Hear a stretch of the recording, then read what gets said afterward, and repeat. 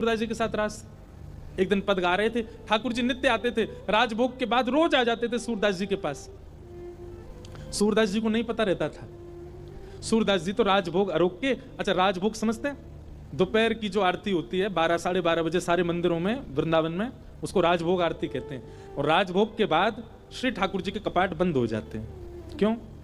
ऐसी मान्यता हमारे भाव हैं ब्रज के कि श्री ठाकुर जी गैया चरावे गए अब। और जो उत्थापन आरती होती है 4:30-5 बजे, उसमें फिर पहला फल का भोग ही लगता है ठाकुर जी को। क्यों? वन में हैं ठाकुर जी, वन में भोग लगा रहे हैं। तो राजभोग आरती के बाद में श्रीनाथ जी के कपाट बंद हो जाते, सूरदास जी आ जाते, अपनी कुटिया में बैठ करके कीर्तन गाते, पद बना बना करके रचना करते। और श्री ठाकुर जी चुपचाप खिड़की से निकल करके आते और सूरदास की कुटिया में अधर आकर के बैठ जाते और कोने में बैठ के थोड़ी पे हाथ धर के चुपचाप सुनते सूरदास जी को।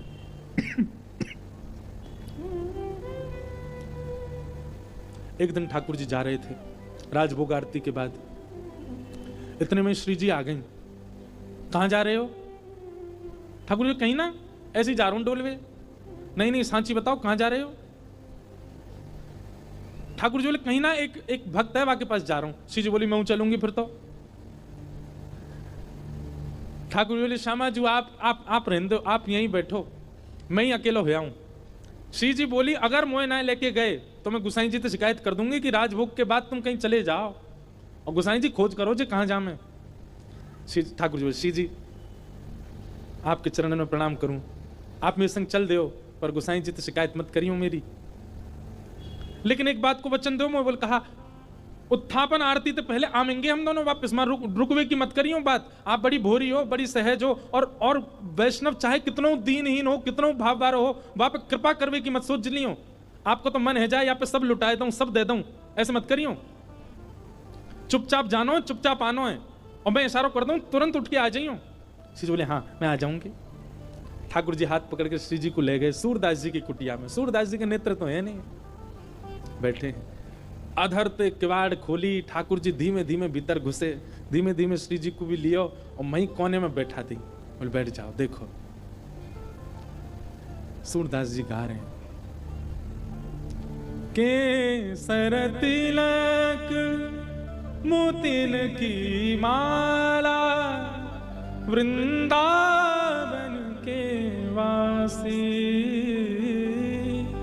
नेह लगाए त्याग गए तृण शम, डार गए गल फांसी, अखियां हरि दर्शन की प्यासी, हरि दर्शन की प्यासी, अखियां हरि दर्शन की। ठाकुर जी बैठ के सुन रहे हैं मंद मंद, श्री जी के नेत्रन से आंसू गिर रहे हैं। ठाकुर जी धीमे धीमे पहुंचने बोले श्यामाजू हल्ला मत करियो जी, जग जाए को, और जगह को कहा हमें पकड़ लेगो, जान नहीं देगो, और फिर यहाँ पे कृपा कर दी तो फिर सवन पे करनी पड़ेगी, या हमारे रो मत, बिल्कुल आराम से बैठी रहो। बोले ठीक है। अच्छा आपको क्या लगता है सूरदास जी को नहीं पता चली होगी कि ठाकुर जी आ गए?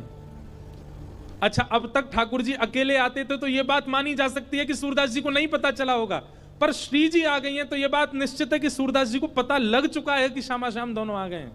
और इस बात का प्रमाण बताएं, हमारे वृंदावन में एक सूरदास और हुए, उनने ठाकुर जी का खूब भजन किया। इतने में ठाकुर जी प्रकट है गए और प्रकट होकर के बोले अरे बाबा मैं प्रकट है गया हूं, मैं तुम्हारे सामने ठाड़ा हूं, आ जाओ मेरे हृदय पे लग जाओ। सो बाबा बोले अरे नंद के लाला, मैंने जुगल की उपासना करी, तुम अकेले काहे को आए? ठाकुर जी मन में सोचे, बोले जी अंदरो है या दिखतर होना है, ऐसे कह दूंगा श्री जी आई हैं तो मान जाएगा। ठाकुर जी बोले हाँ श्री जी आई हैं, मेरे बगल में ही ठाड़ी हैं, आपको दिखना है रही है, संग ही आई हैं। बाबा मंद मंद मुस्काए के बोले लाला बाबड़ा कोई और बनाइयो, श्री जी ना आए तेरे संग। ठाकुर जी बोले तुम्हें कैसे पता श्री जी ना आई? बोले लाला श्री जी आई होती ना तो अब तक मैं आंधरो ना हो, तो श्री जी तो आते ही मुझ को नेत्र प्रदान कर देती। लाला तो विचार करना पड़े कि यहाँ पे कृपा करूं ना करूं, पर श्री जी तो प्रकट रहती, सबसे पहले मुझ को नेत्र ही प्रदान करती, वो देख ही नहीं पाती। तू तो इतनी देर तक थाड़ो थाड़ो देख रहा हूं मैं, श्री जी ना देख पाती, वो तो तुरंत नेत्र देती। इतने में ही किशोरी जी प्रकट हो गई और किशोरी जी के प्रकट होते ही बाबा के नेत्र भी प्रकट है गए। वारी की। ठाकुर जी बोले जय हो श्री जी, आपकी सत्ता भी संतन ते पता चले मुझे। तो उस कथा से, वैसे इस कथा में ये बात लिखी नहीं है, पर अभी अभी मेरे मन में व्यास मंच में बैठे बैठे आई कि उस कथा से इस कथा को जोड़ें। अब तक ठाकुर जी अकेले आते थे सूरदास जी के पास, पर आज श्री जी आई हैं, तो क्या सूरदास जी को पता नहीं चला होगा कि श्यामा श्याम आ गए हैं? निश्चित पता चल गया। इसीलिए आज एक विचित्र लीला हुई। क्या? गाते गाते सूरदास जी ने अपनी लाठी उठाई और उठ करके अपनी कुटिया से बाहर जाने लगे। श्री जी बोली जी कहां जा रहे हो बाबा? अरे आंधरो बाबा, कहीं गिर नहीं जाए, हम यहाँ के संग चलें, कहीं गिरवे वारो होगा तो बचा लेंगे। ठाकुर जी बोले मैंने पहले ही मना करी आप जैसे कृपा फिपा ना करनी कोई पे, और समय है गो थापन को, मैं गुसाई जी मंदिर खोल देंगे, चलो जल्दी मंदिर में। श्री जी बोली ना है बस ये जहां जा रहा हूं वहां तक यहाँ छोड़, यहाँ में फिर चल देंगे मंदिर में। ठाकुर जी बोले पहले ही मना कर रहा हूं, मत चलो मेरे संग। आ गई है जबरदस्ती, अब मां मंदिर में हम दोनों नहीं मिलेंगे तो गुसाई जी बड़ी डांटेंगे। श्री जी पीछे पीछे चलन लगी। सूरदास जी जान गए कि श्री जी ठाकुर जी आए और आज इन पर कृपा करवाई लूं अपने ऊपर, इसलिए सूरदास जी भी जबरदस्ती आंधरो बनने के भाव से चल रहे हैं। चलते चलते सूरदास जी भी वहां गए जहां गहरो गड्ढा। सूरदास जी जैसे ही गड्ढा की ओर जाने लगे, श्री जी बोली अरे देखो श्याम सुंदर जी गिर जाएगो बाबा, गड्ढा में गिर जाएगो, या के माथे में लग जाएगी, हाथ पांव में लग, या को पकड़ लो, रोक लो। ठाकुर जी बोले श्री जी तो मेरी सौगंध पास मत जाइयो, या के जिनके नेत्र नाए हूं मैं ना, इन सबन के पास छठवीं बुद्धि होवे, जे स्पर्श करके पहचान ले कौन है कौन नहीं है, और जाने एक बार हम दोनों उनको स्पर्श कर लियो जो पहचान जाएगा कि हम कौन है। श्री जी बोली तो पता लग नंदो कौन है, कहा चलो जाएगा। अरे ना है, एक पे कृपा कर दी तो घनेरे बैठे सबन पकड़नी पड़ेगी। किशोरी जी बोली ना ना जी गिर जाएगा। अब यहां तो किशोरी जी जा रही हैं बचावे, तब तक सूरदास जी कूद ही गए, और कूदते अरे भैया, अरे कन्हैया, अरे लाला, अरे भैया कोई काम को सुनना हो तो न देखियो, अरे मैं आंधरो गिर गऊं कुआं में, अरे भैया मैं यहां से बचाई लियो। श्री जी बोली ठाकुर जी या तो इनको बाहर निकालो, नहीं तो मैं आपसे कट्टी आ जाऊंगी। ठाकुर जी बोले श्यामा जी मैं यही मारे ना लेके आऊं आपको संग में, नेक में ही पिघल जाए, नेक में ही दया आ जाए आपके चित्त में ना, या को निकाल दो फिर कभी ना कहूंगी, या को बस बाहर निकाल के हम दोनों भाग जाएंगे यहाँ से। ठाकुर जी ने ऊपर से झांक के देखी, खूब गहरो। ठाकुर जी कैसे निकारूं? श्री जी बोली एक तरीका है ना, आप अपनी कारी कमरी निकारो, मैं अपनी चुनरी निकालूं, दोनों में गुर्र गांठ बांध दो और बाकू नीचे पधरा दो, बाबा तो कह रहे पकड़ ले, पकड़ के हम यहाँ बाहर निकाल लेंगे। ठाकुर जी बोले ठीक है लाओ। श्री जी ने अपनी चुनरी दी, ठाकुर जी ने कारी कमरी ते बांध के और नीचे वह गड्ढा में डाल दी, और ऊपर से ठाकुर जी बोले बाबा। आहा, बाबा स्वर सुनते ही सूरदास जी के तो रोम रोम कंपित हो गया, आनंदित है गए, बोले ये तो इतना मीठो स्वर तो मेरे नंदन नंदन को ही है। हाँ भैया कौन है? अरे बाबा मैं यही गांव को छोड़ा हूं, मैं अभी आवाज सुनाई दी, बाबा मैंने अपनो पटका नीचे डाल दिया, पकड़ लियो, आ जाओ ऊपर को। सूरदास हाँ भैया कहां को? जाइए पकड़ लो। सूरदास जी ने जैसे ही पकड़ी और पकड़ करके महाराज जैसे ही अपने मुख के पास लियो तो इत्र की सुगंधी, आज सुबह श्रृंगार दर्शन में गुसाई जी ने जो इत्र को फोआ दियो वही की सुगंधी और पटका की सुगंधी मिल रही है। मानो सूरदास जी को और पता चल गई ये तो श्याम सुंदर ही है, और श्री जी पहले ही मिल चुकी है। या को मतलब ये है कि सूरदास जी को दिख तो रहो है, बस कृपा लीला कर रहे हैं श्याम सुंदर के संग। सूरदास जी ने पटका पकड़ो, यहां ठाकुर जी पटका खींच रहे हैं और ठाकुर जी को श्री जी खींच रही हैं, श्री जी ठाकुर जी को खींच रही हैं, ठाकुर जी पटका को खींच रहे हैं, पटका पकड़ के सूरदास ऊपर आ रहे हैं। कैसी कृपा सूरदास के ऊपर। सूरदास जी मन मन सोच रहे हैं, बोले आज ये कहीं निकल के नहीं भाग जाए मेरे हाथ से।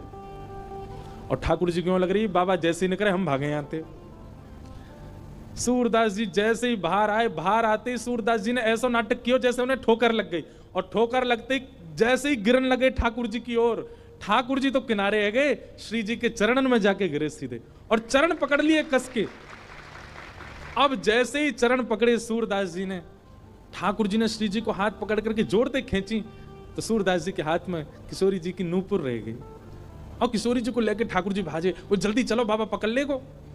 सूरदास जी बोले अरे भैया कहां को चलो गो? अरे कौन सा? अरे भैया कौन ने निकारो में? ठाकुर जी चिल्लाते जा रहे हैं बाबा मैया बुला रही फिर आऊंगो। थोड़ी दूर जाके श्री जी बोली ठाकुर जी मेरे एक नूपुर है, दूसरा नूपुर मिलना है रो। ठाकुर जी बोले दूसरा ले आऊंगो, अब चलो जल्दी। अरे ना है वो सामान्य नहीं है, इंद्र ने समर्पित कियो। वो कौन से हाथी के दांतन से बनो भयो नूपुर है, और मेरा बड़ा प्रिय नूपुर है, मुझको तो अभी चाहिए। ठाकुर जी बोले, अब ढूंढवे कहाँ जाऊं बाकू, मैं ही चलो बाबा के पास ही पड़ो होगो, बाबा ने मेरे पामन में गिर गो है सके तब खुल के गिर गो हो। ठाकुर जी लौट के आए, खूब कहते श्री जी दूसरों दिलाए दूंगा, ना मुंह तो वही चाहिए। वास्तव में तो ये श्री जी और सूरदास जी की आपस की मिली भगत है। ठाकुर जी तो बीच में आनंद दिल ले रहे हैं, ठाकुर जी को तो बीच में परेशान किए जा रहा हो, आनंद तो श्री जी और सूरदास जी ले रहे हैं। ठाकुर जी कहे, बाबा अरे भैया तू आगो, अरे मैं जो कह रहा हूं, मेरी एक सखी आई संग में, बाको नूपुर यहीं गिर गो, आपने देखो। सूरदास जी अपने बगल में दबा के बैठे। सूरदास जी बोले, ना लाला मैंने तो ना है देखो। बाबा आपके हाथ में लगता रहो बगल में, जी तो है मेरी सखी को नूपुर। अच्छा जे, बोले हाँ ये, अरे जे तो मुझे अभी अभी मिलो यहाँ पे। बाबा दे दो ना, मेरी सखी को नूपुर है। लाला जे नूपुर अगर मैंने तोय दे दियो और कहीं बाद में कोई सखी वास्तव में आके मुझे बोली, बाबा मेरा नूपुर देखो का, मैं कैसे पहचानूं कि वो सखी तेरे संग है? मेरे पास आंख तो है ना, मुझे दिख तो रोना है। तो बाबा हम कहते रहे कि नूपुर हमारा, बोले कहवे ते का होवे, एक नूपुर मेरे पास है तो निश्चित है दूसरा तुम्हारे पास ही होगा, दूसरे नूपुर की पहचान करा दो तो पहले दे दूंगा। ठाकुर जी बोले, पहचान कैसे होगी? बोले अपनी सखी तक है, अपने पाम आगे करेगी, मैं जैसे स्पर्श करके देख लूंगा कि हाँ ये नूपुर एक ही है तो मैं दूसरा पहना दूंगा। ठाकुर जी बोले, मैं सब समझ रहा हूं, जे बाबा पाम छुए के चक्कर में पकड़ लेगो कस के, अब ना जान दूंगा, और फिर क्या करेंगे हम? श्री जी बोली, कोई बात ना, मैंने, अरे नहीं श्री जी आप पीछे रहो, मैं दूसरा दबाई दूंगा, नाम हो तो वही चाहिए जो सूरदास के हाथ में। श्री जी आगे बढ़ गए, लो बाबा नूपुर देख लो। सूरदास जी ने जैसे स्पर्श किया समझ गए, अरे हाँ भैया ये तो वही नूपुर है, लो मैं पहना दूं। दूसरे पाम में सूरदास जी ने पहनायो, और पहनाते ही महाराज अंक में भर लिए श्री जी के चरण। बोले अब ना जान दूंगो, मैं जान गया हूं जो साक्षात वृषभानु दुलारी हैं, और लाला तू जो मुख निकार के गयो मैं सब जान गया हूं, तू नंद जी को लाला है, जीवन निकर गो गाते गाते तुम दोनों के यश को आज पहली बार पकड़ में आयो, अब नहीं जान दूंगो। ठाकुर जी ने खूब खींची पर श्री जी नहीं छोड़ी सूरदास जी ने। ठाकुर जी बोले, बाबा तू जो कहेगो सो करेंगे, जे बता करनो कहा है, तू कैसे छोड़ेगो? बसो मोरे नैनन में यह जोड़ी, बसो मोरे नैनन में यह। सूरदास जी कह रहे हैं, मैं नेत्रन से आंध हूं, मुंह दिखे ना है, पर मैं आपसे एक ही वरदान चाहूं, मेरे एक नेत्र में सदा श्री जी और दूसरे नेत्र में सदा आप विराजमान है जाओ, आपके नित्य दर्शन मुख को होयो करें, बस यही वरदान दे दो। नव दुल्हे ब्रज राज सावरो, दुल्हन राधा गोरी, बसो मोरे नैनन में यह जोड़ी, बसो मोरे नैनन में यह जोड़ी। प्रिया प्रियतम दोनों ने युगल रूप में खड़े है करके सूरदास जी के नेत्रन पे हाथ धर दिए और कही, सूरदास खोल के देखो। आज सूरदास जी ने पहली बार नेत्र खोले और श्यामा श्याम के युगल प्रत्यक्ष दर्शन उनको है गए। रोम रोम को दर्शन कियो, एक एक अंग को दर्शन कियो, घूम घूम के परिक्रमा लगाई दोनों की, और फिर दोनों से प्रार्थना करिए, बस एक वरदान दे दो। कहा, मुझे फिर से अंधो बना दो, अब आप दोनों दिख गए, अब दुनिया में और कोई को नहीं देखना है। ये जो सूरदास जी के साथ घटना हुई, ये क्या है? ये रास है। सूरदास जी जब तक पद गा रहे हैं, जब तक पद बना रहे हैं, निर्माण कर रहे हैं, वो सब रस है, पर उनके रस से प्रसन्न होकर के जब ठाकुर जी कृपा करने उनके पास आ गए, यही रास है। हम सब रस में व्यवस्थित हैं, हम सबकी स्थिति अभी रस में है, पर हमारा रस रास में परिवर्तित होना चाहिए, और उसके लिए रस को सुंदर बनाना पड़ेगा। रस इतना सुंदर कर लो। देखो मैं एक बात कहूं भैया, हम सब गुल्ला हैं, भक्ति को रस जादना हमारे भीतर भर गयो, हम कहा बन जाएंगे? रसगुल्ला। और जादना रसगुल्ला बन गए, वही दिन ठाकुर जी हमारा भोग लगा लेंगे। हम सब गुल्ला हैं, बस रस की कमी है। ये भक्ति को रस, ये भाव को रस, ये प्रेम को रस अपने अंदर जितना हो सके भर लो, या गुल्ला को रस से युक्त कर लो। जादना ये रसगुल्ला बन गए, ठाकुर जी आकर के भोग लगाएंगे, और वही भोग की प्रक्रिया ही रास है। गोपियां कहती हैं, मैवं विभोरहति भवान गदितुम नृशंसम संत्यज्य सर्व विषयांस्तव पाद मूलम भक्ता भजस्व दुर्वग्रहमात्यजास्मान देवो यथादि पुरुषो भजते मुमुक्षु।